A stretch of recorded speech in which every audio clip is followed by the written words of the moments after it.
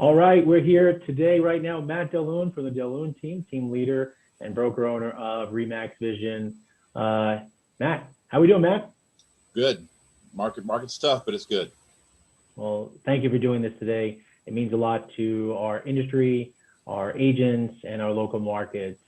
So first and foremost, before we get started, can you tell us a little bit about yourself and your team before we get started currently? So 22nd year in real estate. Previous to real estate, I was a St. Louis County police officer for 10 years. And I was sick of wearing the uniform and wanted to do something a little more fun where people didn't fight me or spit on me. So I thought real estate was kind of a cool idea. So I tried that. And so far it's worked, Mike. So I'm pretty happy about it. Awesome, awesome. And a lot of us are concerned about the market, right? Some markets are reporting heated up, some markets are cooling down, inventory is low. So tell us a little bit though, first, before we talk about the current market conditions, let's talk about, before the pandemic, right? So tell us a little bit about before the pandemic, where you were at in terms of your team and your structure. Tell us a little bit about that. So as you said, I am the broker owner of Remax Vision. Pretty much everyone here does it my way, which don't want to say it's the correct way, but it's our way. Right now we have 82 agents total. We have 4 broker managers. We have 6 ISAs. I have 5 team leaders, an office manager. I own my own mortgage company. We have 9,200 square feet, title companies on site, and we'll probably do about 1,600 sides this year total. Wow, that's incredible. Mm-hmm. So walk us through how you got there. Reason why I asked you that is because when hearing these numbers for sure in our local markets, they seem not reachable. But of course, it wasn't that easy. There were some challenges along the way. So tell us how you got there. We all started off you started off as an individual agent. So walk us through that progression. The biggest thing that people, if you want to get to this size, I mean, you've got to mess up a lot, Mike. I mean, you have to fail forward. I hate that stupid saying, but it's so true. You have to fail. You have to get your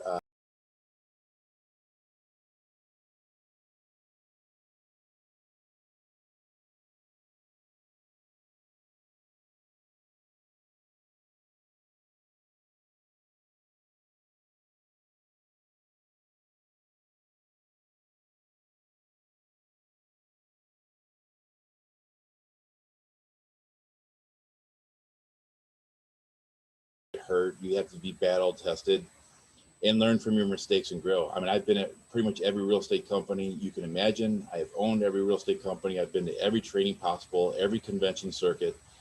And I've learned from people like yourselves and many others that we both know. And it's one step at a time. It's me producing that 50, 60 deals a year, then hiring an assistant, then a buyer's agent, and then the second buyer's agent. And you just grow very slowly.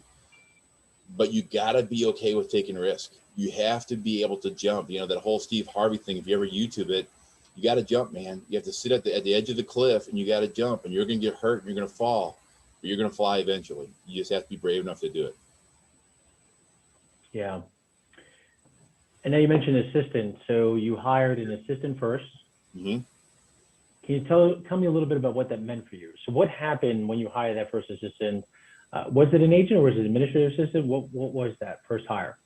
The very first hire many, many years ago, I think it was just an admin. She was not an agent. But one thing I think that's most important, a lot of good mentors have told me a long time ago, that I always was under the impression, I'm a high D person, high driven personality, that everyone thinks that they're the best at everything. Like, Mike, I'm the best showing agent. I'm the best listing agent. I'm the best at contracts. I'm the best at converting. I'm the best. No, you're not. I wish every agent looked in the mirror and said, you're not that important. You can be replaced. And if you have the mentality that you can't be replaced, you will never grow. You will never understand leverage. You will never become truly wealthy or ever own a business. You will have a job. So many cool mentors have told me, you're not that good. Find someone else to replace you and move up. But when you move up, be willing to go 1 or 2 steps backward to go 3 steps forward. So the first thing you got to do is hire an assistant. Like everyone knows, it's at $10, $12, $14, $16, $18 an hour person to take all the paper off of your plate. A agent needs to be, I call a shredder. You've got to run at 100 miles an hour and leave a wake of destruction behind you and let someone clean it up. Because you going back and clean up is making you no money. So that's the first thing they have to understand. And now we say shredder. So you didn't work with papers. Yep. That wasn't your forte. We working with mostly buyers, sellers. Let's start with that first. What was mostly? I mean, in the beginning, most people, because especially if they're relatively new in real estate, they have to work with buyers because they don't have a lot of sellers. Because what's interesting is that I call it the pregnant women theory, Mike. It's not a scientific term, but it's my scientific term. The pregnant women theory is that in real estate, most people fail in real estate because they don't have enough clients.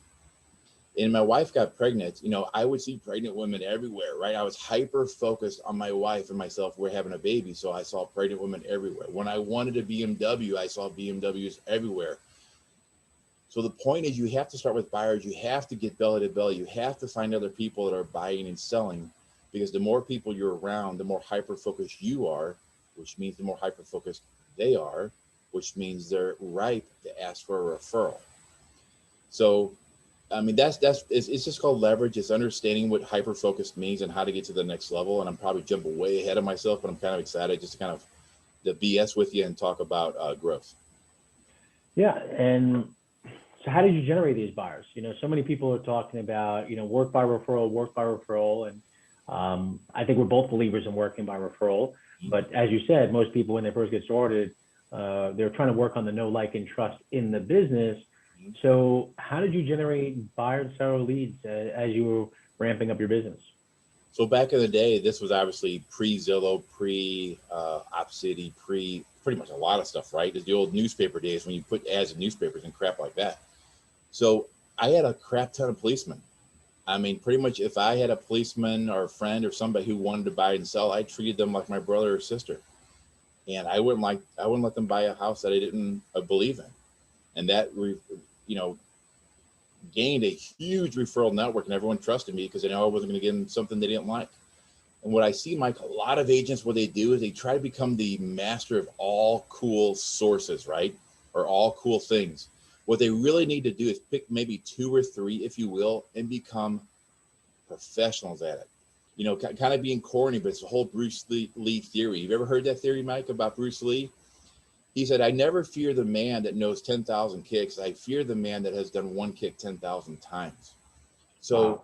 An agent should really understand like 2 or 3 things, like maybe source, maybe they go to events and they become into a club or a golf club or basketball or tennis, or they come with their church or their synagogue or their place of worship, or they become masters at open houses and they're really good at open houses. Just pick 2 or 3 and become extremely good at it. And when you perfect those, maybe move on from those. Wow. And listings. Is a key. A lot of, big coaches, they always talk about you list, you last in the business. Mm-hmm. Tell us a little bit about listing, lead generation. How were you able to do that as an individual? And then now how are you guys doing it as a team? So, I mean, listings are obviously the golden goose. I mean, especially right now with inventory just so ridiculously out of control. And unfortunately, a lot of agents really don't understand the power of listings and the marketing of a listing. And quite frankly, we could do a better job too. But every listing should generate you 2 leads at a minimum if done correctly. And the reason they don't, because agents get so excited, they don't have a listing strategy in place, which means they're running by their sellers, telling them what to do and when to do it. It should be a very slow, methodical reason to maximize dollars and market share and activity for buyers and future sellers. So when you have a listing, whether it's a condo unit, an apartment complex, or a housing unit, or it doesn't matter, like you should be knocking on doors. You should be sending private invites to all the clients around there, all the homeowners, say this is an open house for home sellers only between 1 and 2.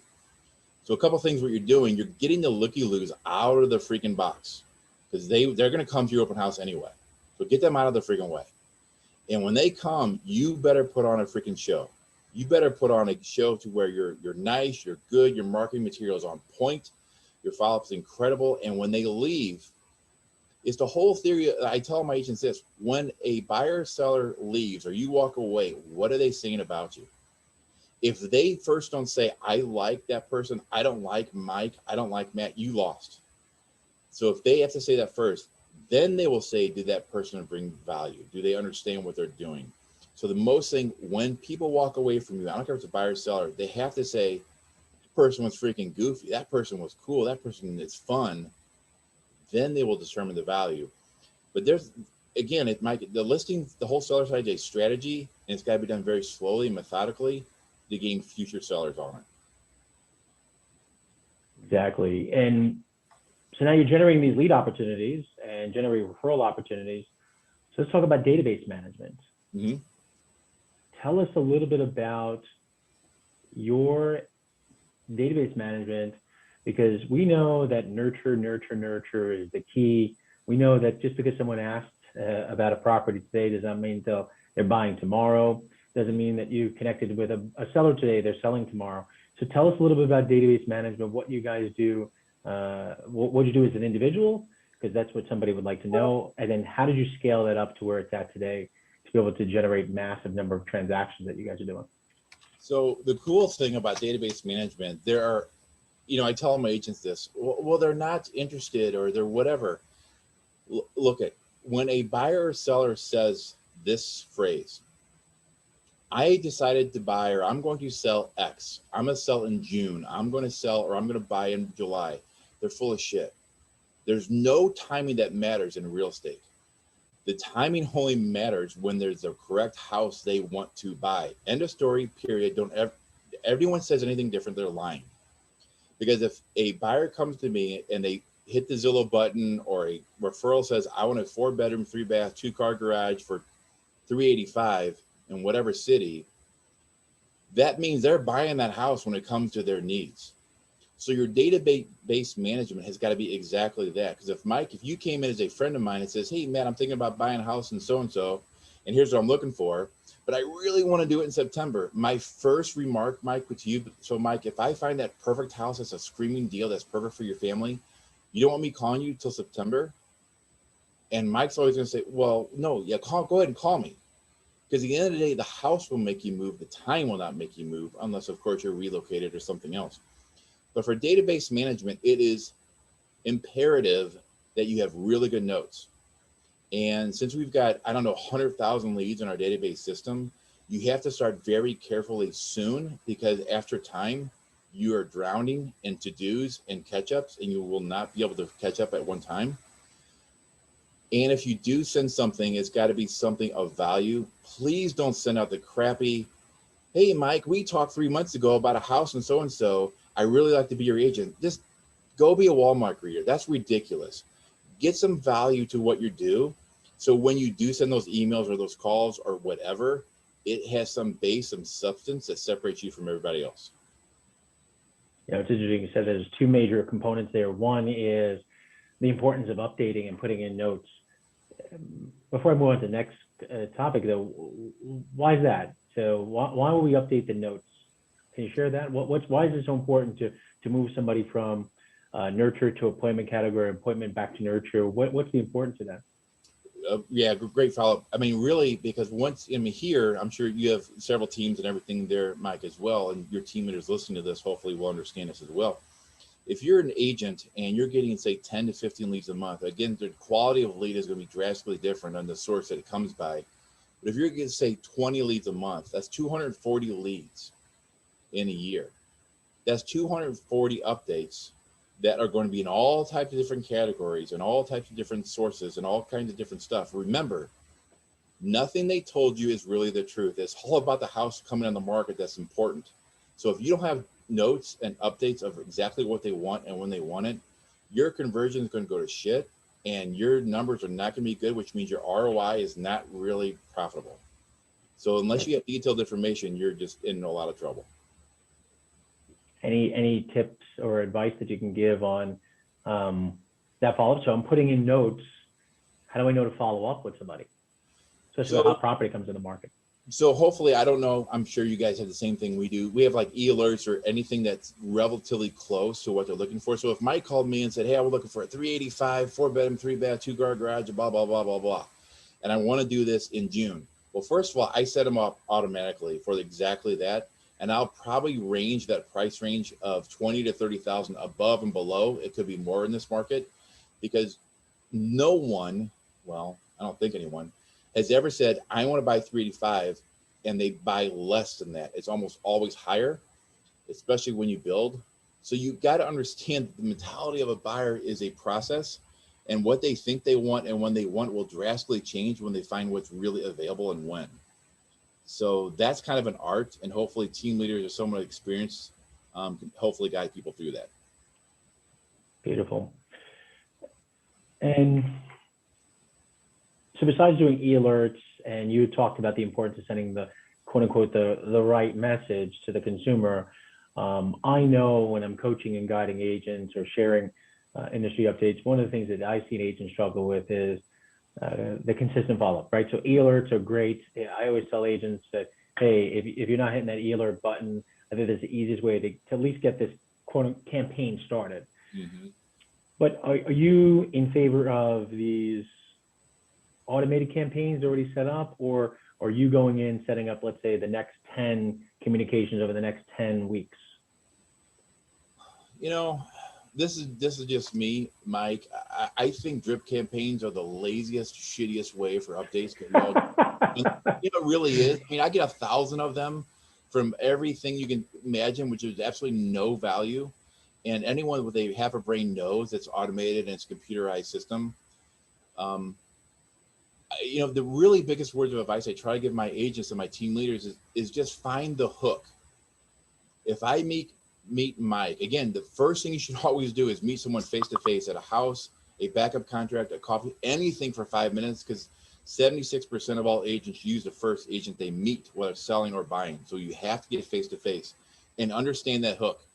I'm a crazy dog lover. I have a German Shepherd and a Golden Retriever. I am crazy about my dogs. If Mike was my agent and I'm high D driven, he can't send me a rosy bullshit email about the flowers and sunshine and the weather and the St. Louis Cardinals are going to beat up all New York teams in baseball because we're better than you guys all the time. He's not going to send me that crap. He's going to send me something about dogs because that's my hook. And he knows if he sends something, if he hears me, I will respond and I will remember.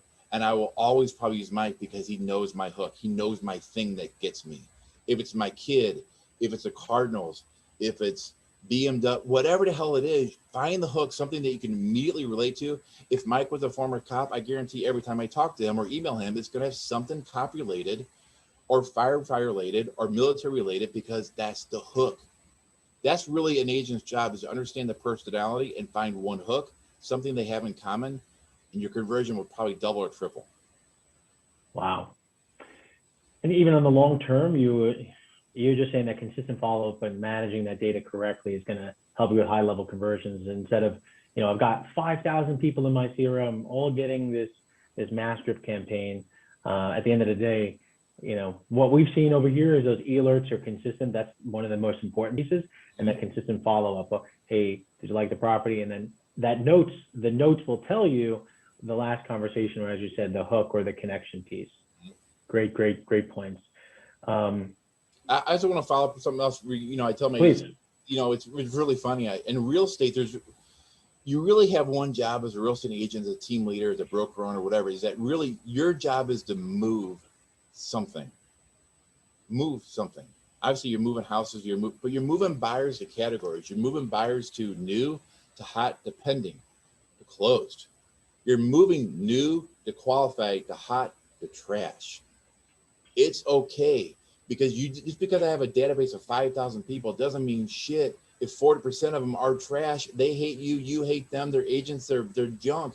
Move them to trash. Focus on the things that matter, not the whole database. Focus on the things that are convertible. That's really important, to not worry about the whole thing as agents grow, is what can I target instead of shotgun targeting everything. That's where your money is. And talk about money. As agents, as we start ramping up, as you built your team, One of the things that people struggle with is, okay, where do I get started? So when I have this quote unquote extra money, what's that first thing? So you mentioned an assistant, but if I wasn't ready for an assistant yet, what percentage would you say? And again, guys, just to be clear, we're not accountants. Matt, you're not an accountant, right? So we're not financial planners. This is based on our experience. So of course, everybody's business is different. So Matt, tell us a little bit about what percentage of your revenue that you would spend, I would say, on marketing to help your business continue growing. What percentage of that? So I guess it really depends, Mike, on the person's sphere of influence and how social are they. Because that's, people come here and go, well, how well am I going to do, Mike? Or how well am I going to do, Matt? And I say, well, I don't know. What do you do? Well, I've got 4 kids and blah, blah, blah, and 3 dogs and 44 birds or whatever the hell it is. Like, what do you do? Well, I go to church. Okay, what else do you do? How many people do you know? How influenced are you? Are you an influencer? Or do you sit in the corner and don't talk to anybody? If you have a big sphere of influence and you use the sphere of influence and people actually like you, that's a self-reflection that only you can answer, who's ever thinking about this question, is that how often can you get in front of people to where you're not a secret agent and they know you're an agent? So if you work your sphere well enough, you don't need a big marketing campaign. But again, now it's called sweat equity. It's not check equity, which means you got to put the sweat in to actually get a return. But if you don't, I've always had 20%, Mike, 20 to 25% of the marketing or advertising budget goes to leads and campaigns. Okay, yeah. And is that goes for up market, down market, left market, right market, or Yep. is that just, yep, that's just a consistent basis? Yep, 20 to 25%. Mm-hmm. Got it. Okay. Yeah, it's interesting to know. And do you do it on projected or realized income? What's how do you, what say, so if I'm doing 100,000 in revenue, okay, am I going to, if I did 100,000 last year, will I then make it 40,000 for the following year, or if my projected revenue for that year is 200? Because it's something that or is it potato? What would you say? Is it projected or? I would say basically it's always projected-ish, but you're talking several different things here because you're talking between the starting agent, the middle agent, the big agent, and then at my point, it's like I'm much more higher than 20% because I have a massive, massive team. So I can guarantee the SOI program of the agents that they individually bring in. So it's all relative. If you're a really good agent and you're a socialite, which means you go to bars, you go out to eat, you go to events, you do everything, man, your marketing campaign might be picking up bills once in a while, taking people out to eat. So it could be really low, but you're killing it on freaking referrals and SOI deals. So it all depends on if you want to leverage, you're probably going to have a decent marketing budget because you're leveraging deals to other people versus them bringing their deals to the table. And now, just a follow-up question. So now, if you're blowing the doors off with your sphere, do you think it's a good idea? I wouldn't say it's a good idea. What are your feelings on somebody who's spending no money and they're achieving, high levels?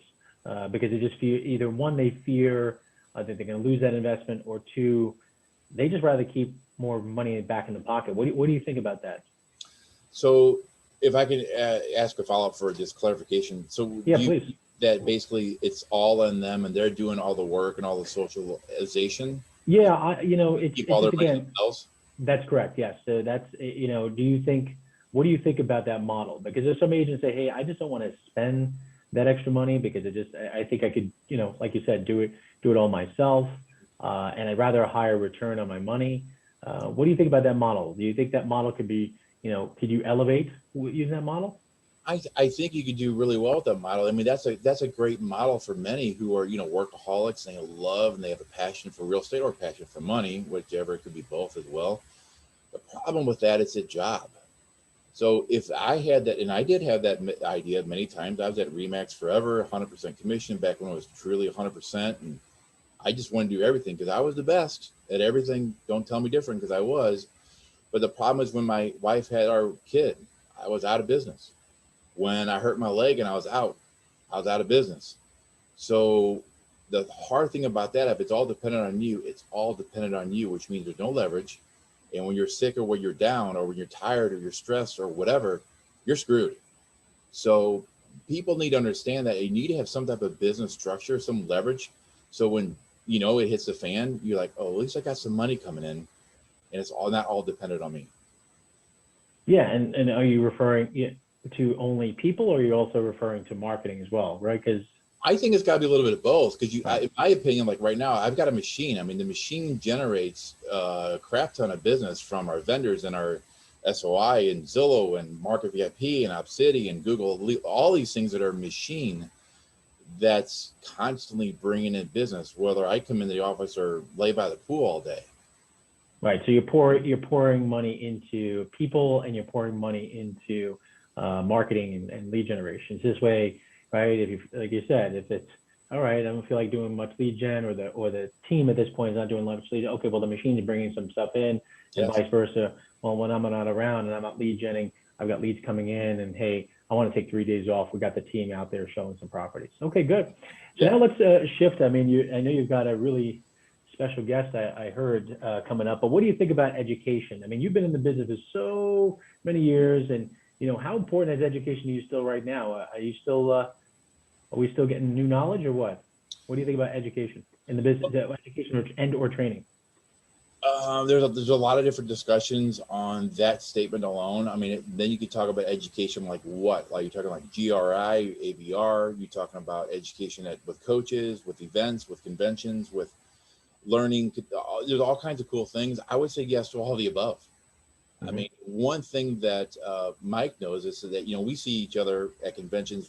Well, when we could actually travel, right? COVID, all the time, and I learned everything, not everything, a shit ton from Mr. Mike Napolitano, obviously, and many others from networking, sitting around talking best practices. What do you do? What do you do? What do you charge? All these things by other people who are in the business.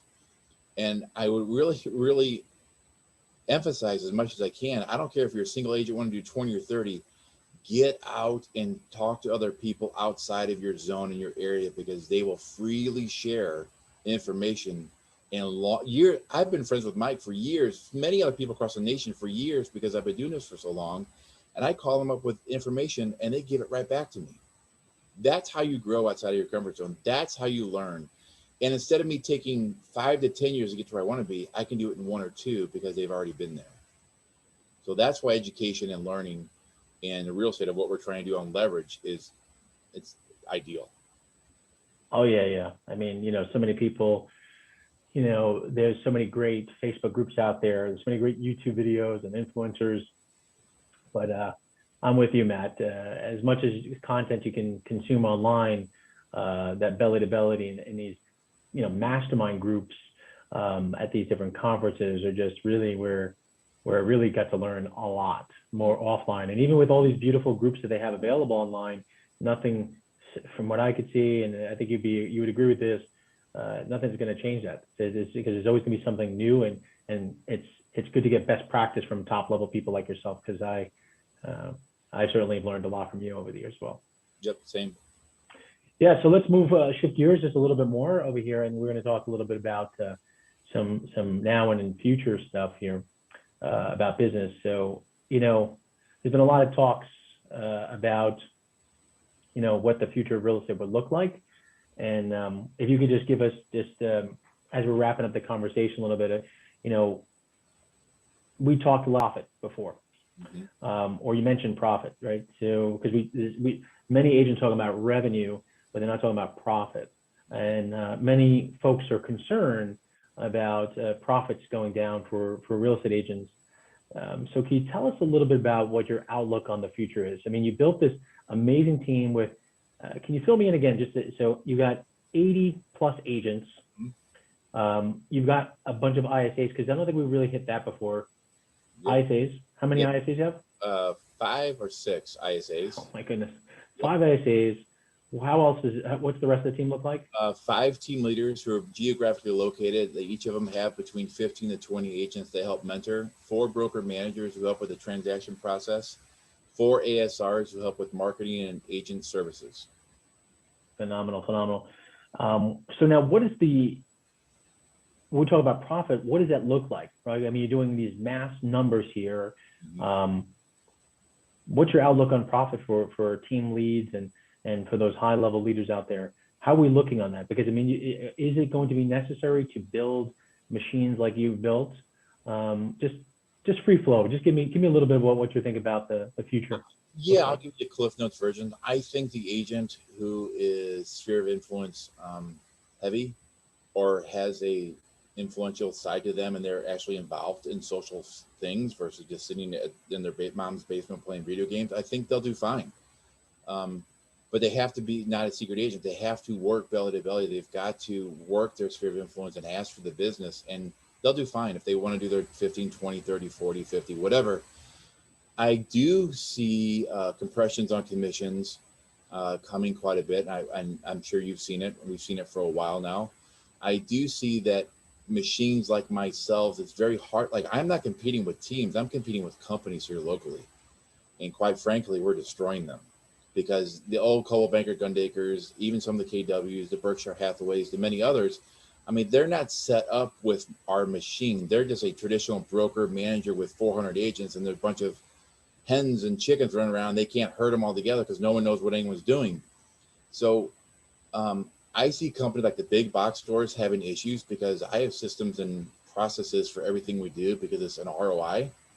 It's long-term sustainable business. So again, if you're a sphere of influence agent, I don't think that's ever going to change. People want to work with people they like and they know, period. That's just going to be the way it is.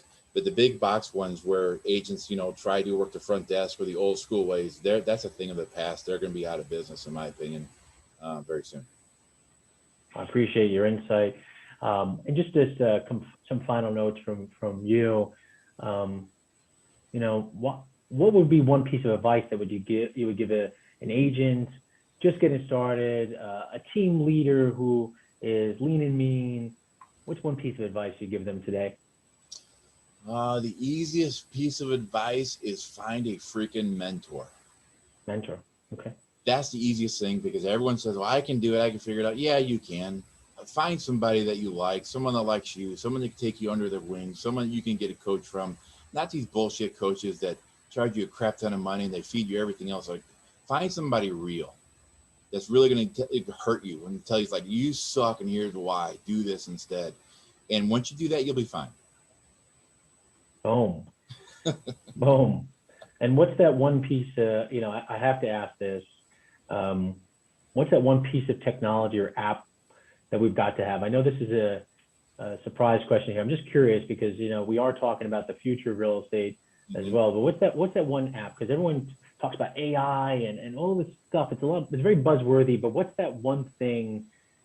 So besides a piece of advice, what's that one thing that an agent needs to have versus all these things? What's that one thing they need to have?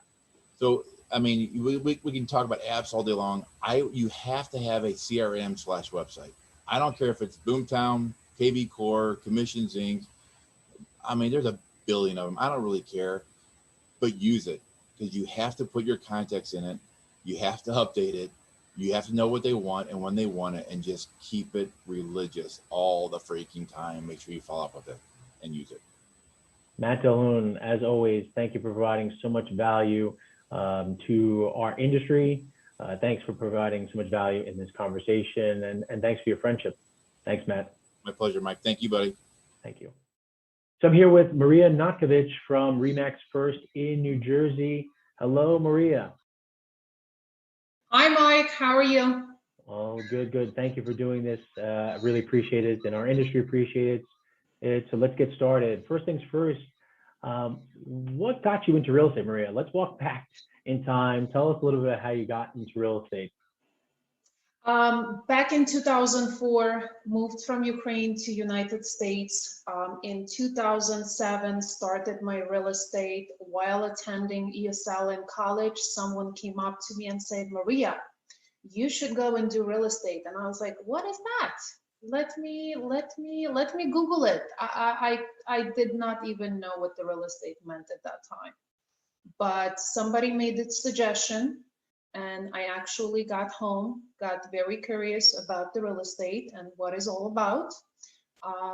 Called the school, got the book, came home, opened the book, and I was like, wow, I don't know if I can do it. My husband walked into the room and said to me, just close the book, go to sleep, go to work next day.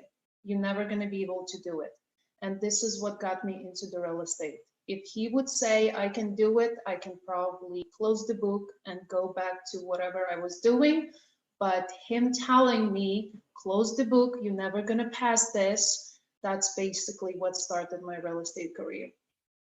My goodness, my goodness. And walk us through your progression in this business. So, I mean, my goodness, a round of applause coming from the Ukraine in 2004, very short time ago.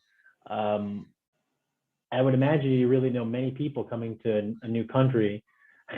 How did you build your business? I mean, there's so many agents that struggle building their business, and a lot of people have the opportunity to work their sphere of influence. So tell me a little bit about how you were building your business.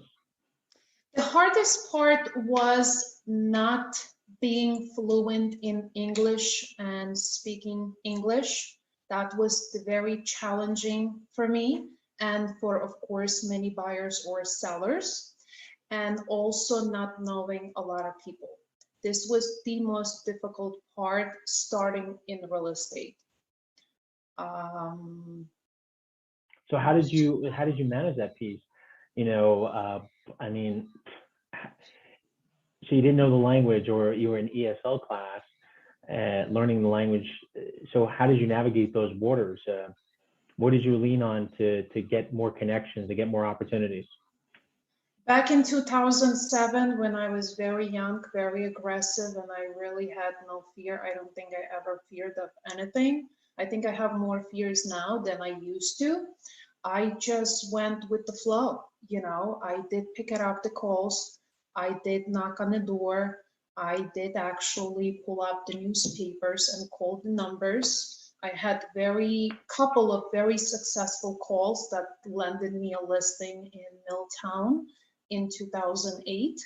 That's basically how I learned, you know, how to work with the listing. And then I picked up a call for the rental in the newspaper because the social media was not that big back in 2007, 2008.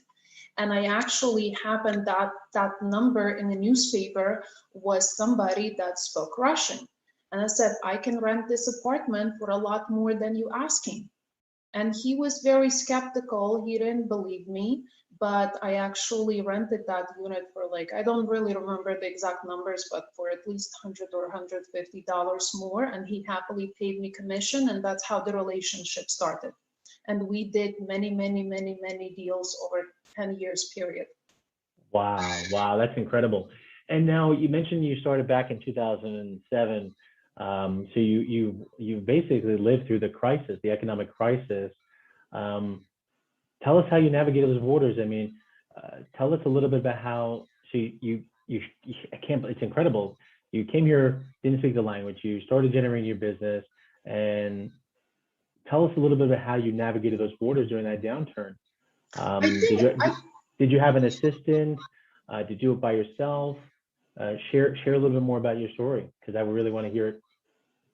I started in a very small agency in New Jersey, in Milltown, and I started by myself. So I definitely had a million, zillion, trillion questions to my broker and everybody who worked in that agency, and everybody was very patient with me, you know, with my language, and, you know, completely new to the business. I joined the open houses, but it was very, very bad year to start the real estate, which for me, I think it was excellent year because it allowed me a time to learn and learn the hard way. I had to do so much more than agents used to do because the market actually was going down. And in 2008, I purchased my very first home for me and my husband. And, you know, in 2010, I started investing in the real estate and, you know, and doing things that, I mean, for me, the real estate people, I'm very excited to talk about the real estate. It's not just something that comes with the job description. I'm very passionate about the real estate. I'm very passionate about the meeting people, learning things, And as a new agent, I would go to every home inspection. I would ask a million questions to home inspector. If home inspector says, this is this, this is that, I would ask, how much does it cost to replace? What has to be done? You know, what do and don'ts we don't have to do, what's going to be the minimal cost. I was very, very annoying agent because I would ask questions. If appraisal comes to the house, I would ask questions. And this is basically, I think I'm like that up to today. So a lot of people that come and they do home inspection, they have tendency to scare the buyers. And I can go back and question the home inspector. I've been dealing in the last week with so many nonsense that they just create the problem, and it's really not a problem. So you have to know how to actually cool down everyone. But that's what I learned starting from 2007 until about 2012. I had 5 good years of learning. 5 good years of learning. So now, talk about learning. Well, first, let's go a little bit more about back to your business a little bit. Are you more of a listing agent, buyer's agent, both? What do you Back lean on then? more? Back then, yeah. And then to now. I started doing a lot of rentals because nobody would give me a listing because I didn't speak English that well and I didn't know people that well. So once you communicate with somebody on the phone and they hear that you have very heavy accents and you don't even speak correctly, nobody returns your phone calls. It doesn't matter. And plus I was very, very young with practically no experience. You know, because when a buyer or a seller calls you, they ask you like, how long you been in the business? And when they hear you talk, it's like, how long have you been in the country? And then how long, you know, how old you are. So me being very young, no experience, not really good English, did not give me any easy way in real estate. Wow. But I did started with the rentals. That's how I made the money. So and those renters I started became in buyers? 2007. In 2008, I made 19,000 and a change in my full first year of real estate. And I was like, wow, if I can do this in 1 year part-time, I can definitely do it a little bit better full-time. And then just year after year, starting from 2007, every year I had the increase in the business. Incredible. What a remarkable story. You know, it's funny you say that it's all this progression that you've made so far. How important, though, is education and training? So are you still getting after all these years, you were immersed in the business. Is it still important to get more education and training on how to build your business bigger? Absolutely. I think it's very, very important. No matter what you do, you have to educate yourself by listening videos from the other agents, by joining you know, YouTube channels from, and once again, I just like, usually if I go gardening, I have the earbud in my ear and I listen to something, prospecting, listing, and I always will pick something. You know, even if you are in the business 14, 15 years, you still don't know everything. We learn every day, and I think it's very important to educate yourself so you can provide the best service possible for your clients. And now let's talk a little bit about lead generation. Knowing you, you love social media. I know I see your updates all the time. So tell us a little bit about how you're generating leads today, though. Are you on, Facebook? What platforms are you on today in your personal business?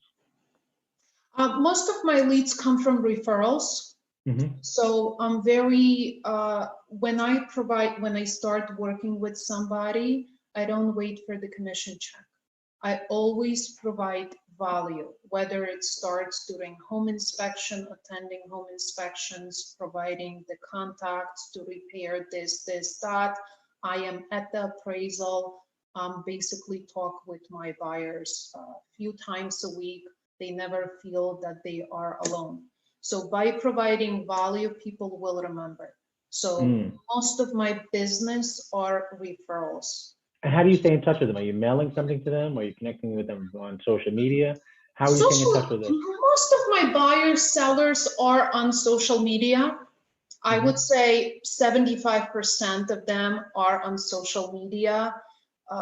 75, maybe 80%, but there is a very large number that is actually on social media, whether it's LinkedIn, Facebook, things like this. You know, these are very popular sites, or Instagram. So that's how you stay. That's how you stay in front of the clients. Correct. And now, what? Go ahead. And the people that are not on social media, I will touch base by phone call or text message. You know, sometime during like Christmas, I will drop something off to, you know, so just to refresh the memory. But I do stay in touch with my past clients. And, you know, I think what a lot of agents struggle with when you say value, and you said you made a phone call, what does that phone call sound like in a follow-up? So when you're calling your past clients, walk us through, just tell us, what does that phone call sound like? Because many agents struggle with, I don't know what to say. So you say you're providing value. How do you provide value in that phone call on a past client? So for example, if I'm getting a buyer or I'm getting the listing and I know somebody who I sold the house or listed the house or lives in that area, if I know the person used to live or living in that area, I just make the phone call, just say, listen, I have new house coming up on the market. Do you have any friends that possibly interested to move close by you? Okay.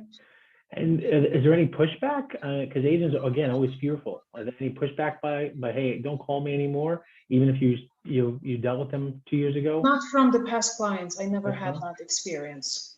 And you ever changing? I don't like to call the new clients. Everybody knows about that. I'm very shy in that perspective. But once you get to work with me, I give the 100% off. But I don't, you know, I'm very shy to call the for sale by owners. I'm very shy to knock on the door or things like that.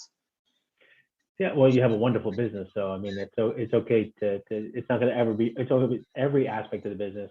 I was just more curious about how it sounded like, because even agents, as I talk to them, when they talk about leveraging their sphere or their repeat clients, some people think it's this massive email campaign or marketing campaign.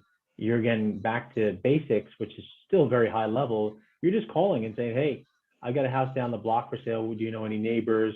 And when you start that conversation, does it ever really turn into, are you very direct? You say, hey, I want to get we have a house down the block, or is there any other ways? So if I'm calling somebody about a house down the block, how often am I calling them? Am I calling them once a month, every quarter? Oh no, I don't do month to month. It's just, once again, I don't have the CRM. I'm not very organized. It just comes with the flow. Good, yeah, and again, it works. And I start from personal, because if I haven't talked to you in months, I would like to know how you're doing, if you did any upgrades with the house, if you did something. Some clients, all of my clients are, I mean, 110% of my clients are amazing. You know, if they do any upgrades, they would share a picture. Mariya, you just recommended this guy. He was phenomenal. He did such an amazing job. Mariya, I put up the fence. Here's the picture. It looks amazing. I don't know. I feel very blessed to have a relationship with all of my past clients. You know, I get the invitation to see the house. And it's just, the feeling is amazing. Awesome. And I know you build deep relationships. What is unique to you? Why, if I was thinking about working with Mariya, what's unique? How would what's unique about working with you? I think it's very important to be honest and to say what it is, as you would buy this house for yourself. So if I see something about that house, I will point it out and you make the decision. I think it's just honesty is number one key. Caring, and providing value to the people so people can feel it and see it, that it's you're not working with them, for them, just for a paycheck at the closing. I think it's very important in our business to be very honest and love what you're doing. Absolutely. Honesty and being passionate as well, being passionate. Another question I have for you, and it's just really just down to the final one. What piece of advice would you give an agent, either just getting started or being as, built out as you? What advice would you give either that new agent or senior agent? What's that one piece of advice you give them? I mean, you have to love what you're doing.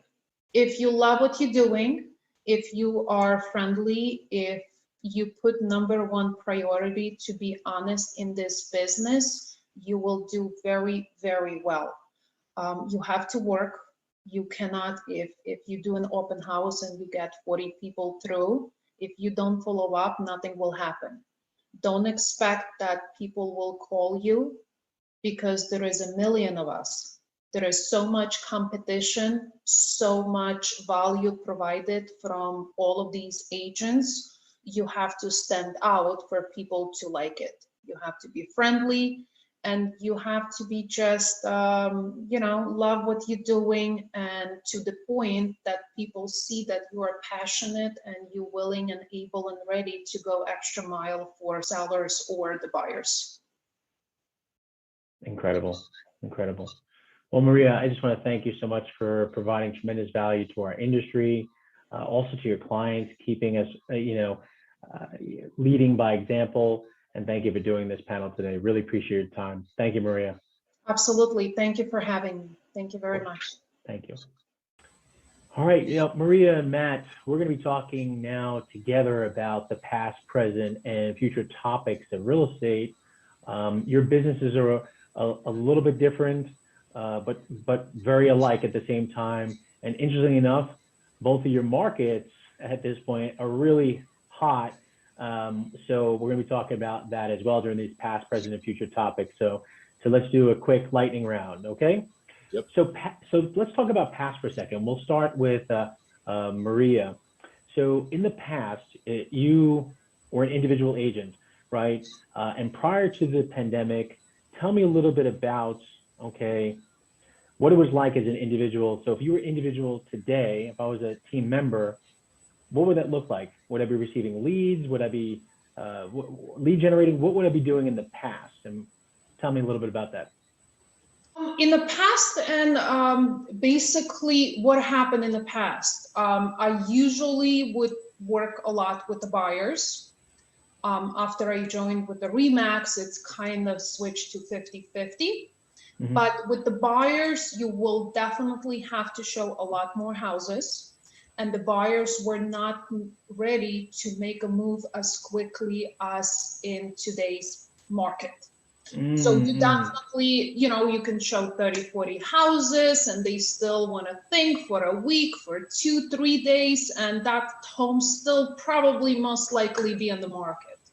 Wow. So, it's interesting you brought that up, because it really brings us to this topic, right? So Matt had mentioned the most important technology or app that he could use is a CRM. How important was a CRM back then? It doesn't matter what you're using, but how important? Because if you're showing 40 houses, we're just using pen and paper or index cards. What were you doing to keep up with these buyers and the number of homes you were showing? At that time, I really never had the CRM. Very embarrassed to tell that. My work schedule may be a little bit embarrassing to some agents. Some agents are more organized. I never use that.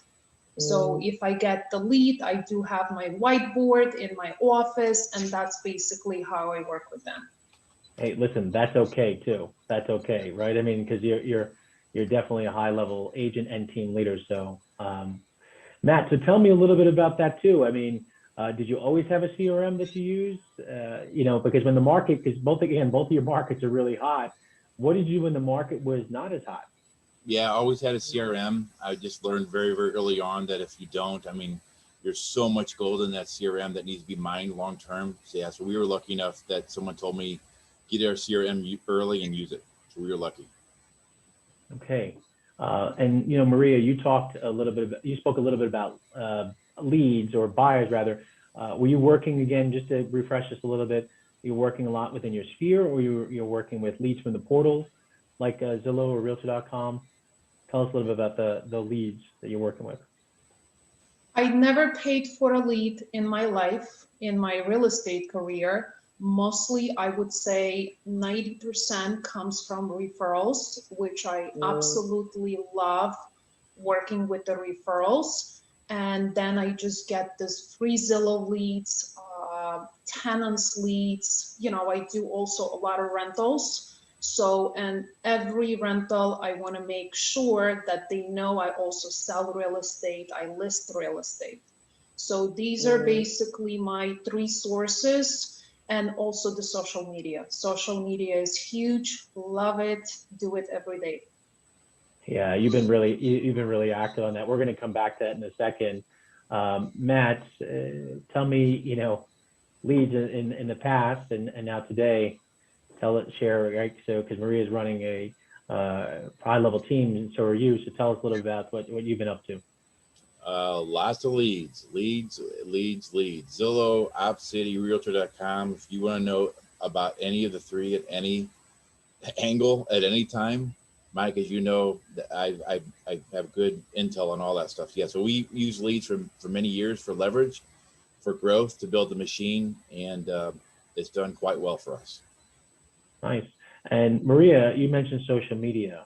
So Matt was talking about portals. You had mentioned that you didn't work with any of the portals. You work with them, but you weren't purchasing any leads.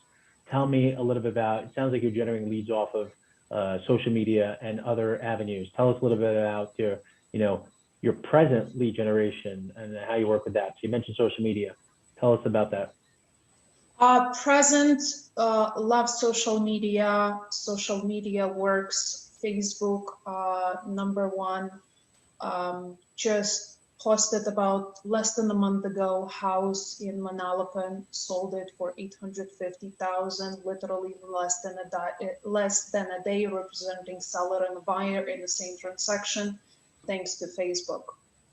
Thanks to Facebook, works. My goodness, yeah. Absolutely. Thanks to Facebook, I generated the buyer. We are currently under contract, probably closing in the next week or two. Definitely works. Open houses. I think it's very, very important in this market to do open houses. If you go to the past, if you get 3, 4, 5, 6, 7 buyers, would be amazing. Now you're looking at least 40 plus.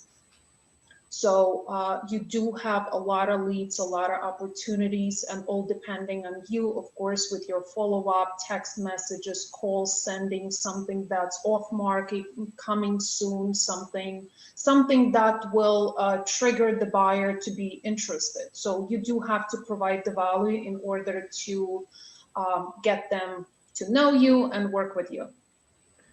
When you talk about Facebook, are you just talking organic, or are you talking, are you doing any spend, just out of curiosity? Zero money spent. Wow, and this is what we were talking about earlier today with Matt. We're talking about return on investment, and wow, you've been able to leverage Facebook and zero money spent. Incredible. Yes. And as we're talking about the future of that, what techniques have you put in to be able to keep that organic growth? What do you do? What type of posts? What time of the post? All the things. Give us a quick summary of what that looks like if I didn't want to spend any money on Facebook. I think the best time to post on the Facebook would be something after 4 p.m. The important thing is to have a very high quality pictures of the homes that are offered for sales, or something that is an open listing or coming soon listing. You have to show something that people would be interested in and will caught their eye, especially on Facebook, because we do have a lot of content on the Facebook. So you have to provide something of an interest and something high quality. Last year, we started to do Matterport, which actually show us, give us like a very short videos, which is very interesting and something that not a lot of agents do. and also posting in the groups. There is a groups, for example, like Aldrich parents or Searville parents or Central Jersey parents. There is so many groups that each group has. It could have like 50,000 members. It could have 3,000 members. So I'm usually put on my Facebook business page and I share to that groups. Wow. Wow. And that's how you get the organic leads and you can actually track it. So when we do the open house, we share it to the groups of the towns that you think may work. So for example, if I have a listing Marlboro Manalapan, I will be heavily targeting New York State and Island groups, because I know a lot of people are moving to these areas. And then you share it with the locals. How you see how many clicked on your videos, there is a stats below. You can reach up to 11, 13,000 people. And now this is just from your business page. Just the business page, zero money spent, but you just have to put a beautiful picture, you know, beautiful description, include your phone number, and share. Awesome. Matt, tell us any social media on your end? What's like in terms of Facebook? Is it organic? Are you doing these groups? Are you doing any spend? Tell us a little bit what you're doing. Honestly, not much. A lot of the agents do their Facebook and they post just listed, just sold, coming soon, things of that nature. The one thing I always tell my agents, and of course they never listen or never really follow up, but when someone comments on a picture or a page, you have to send them a public message and a private message thanking them for that and see if they have anyone interested in that house. One thing we as agents always forget is that we forget to ask for the business, or we forget to say thank you or send them a private message, which is saying to them publicly or privately, I recognize you liked it or loved it. Thank you very much. How can I help? Or do you know anybody interested in this home? And we just assume by posting something that that's the intent, but people don't understand unless you ask. Very true. And just the future of real estate, guys. You guys are leaders in your marketplaces. I'll start with you, Mariya. Where do you see the future of real estate? And what I mean by that, I know since it's a broad topic, the future of real estate, is the agent going to be replaced? You know, that's a tough topic, I know, but what is the agent going to be replaced? Will the agent always have a place as part of the process? What is your feelings on that? I would like to think that the agent of a value cannot be replaced, because there is so much more that comes with just what we do. The buyers, we deal with so many buyers that are not educated. They putting in the most expensive investments in our life. Like this is a very huge step, very stressful, a lot of money involved, because remember, people putting the down payments from the savings that they accumulated for many years. So this is a very huge investment for any buyer, anyone who's willing to invest in real estate. And also we help to navigate the process from start to finish. There is so much that we handle, from just listening complaints, listening everything that goes along with the mortgage brokers, home inspectors. There is so much that buyer will call and say, Mariya, what do you think? Like, you know, should we get the estimates? And then we provide so many professionals in our industry that make the process so much easier by educating that this is not a big issue. It can be fixed in $100, $150. It's not the end of the world. But the people who doesn't know that, they may think, oh my God, the house is gonna collapse like literally tomorrow. No. And if you go into this structure different than talking to a person, navigating to a person, you're not gonna have the same experience. I don't think the real estate agents can be replaced. I think, you know, we are very important in our industry to make the process so much easier. And so any buyer or seller just sleeps a lot better with us. Yeah, it's hard for the machine to interact in the way you just described. Matt, same question. Do we have a place in the next 5 years? I would agree with so much what Mariya said. I mean, you nailed it on the head. I would just reiterate a couple things. One, I think NAR really needs to get their stuff together and stop accepting every Tom, Dick, or Harry as an agent, part-timer and son-timer. I think it's killing our brand and our awareness and our professionalism. It's hurting us drastically. I always think there will be a qualified, good career lifestyle agent needed and available who provides that value, just like she said, long term, because it is a belly to belly, a person in person type of transaction. There are so many things that we do that you can't put on a description because we provide everything to them. I honestly think NAR is doing a huge service when they tout there's 1.3 million. That's ridiculous and actually very embarrassing. That needs to be cut in half, and there should be a much higher barrier for entry to maintain a qualified professional realtor license. But yeah, in long term, yes, I absolutely do think we will be around for many, many years to come. And now just another part of the future. Let's talk about, so we're in the present now, and we're trying to, get this year going, people getting vaccinated, things like that. Market's been hot in your areas. Not every market is hot. But tell us a little bit about the economic outlook. And of course, disclaimer, guys, we're not economists, right? Mariya, you're not an economist. Matt, you're not an economist. But from your shoes on the ground, out there talking to customers, clients, where do we see the rest of the year going? This is twofold. And where do we see the following year into Q4, Q1 of next year? Mariya, we'll start with you. Where do you see this going? I mean, is it going to stay hot in 2021 and 2022? Where do you see this going? I actually think as long as the interest rates will remain low, I think the market is going to be pretty amazing and stable.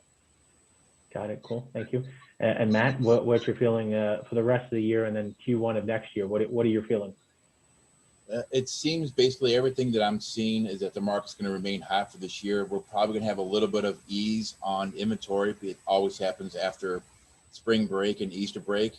But because of the bottleneck and the millennials are buying homes that are much older and the boomers are staying in their homes because they don't want to go anywhere because of the whole COVID thing, we are going to have a bottleneck for the rest of this year.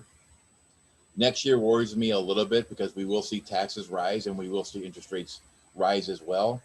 But I think we're going to have a boom for the next, in my opinion, obviously only, all the way through 2022. Wow. Well, guys, there you have it. Matt, Mariya, thank you so much for your time today. For those that will be joining us right after this for our private mastermind, please make sure you're registered. We'll send you over the Zoom link. Matt, Mariya, thank you so much, and I'll see you in the mastermind in just a couple of minutes.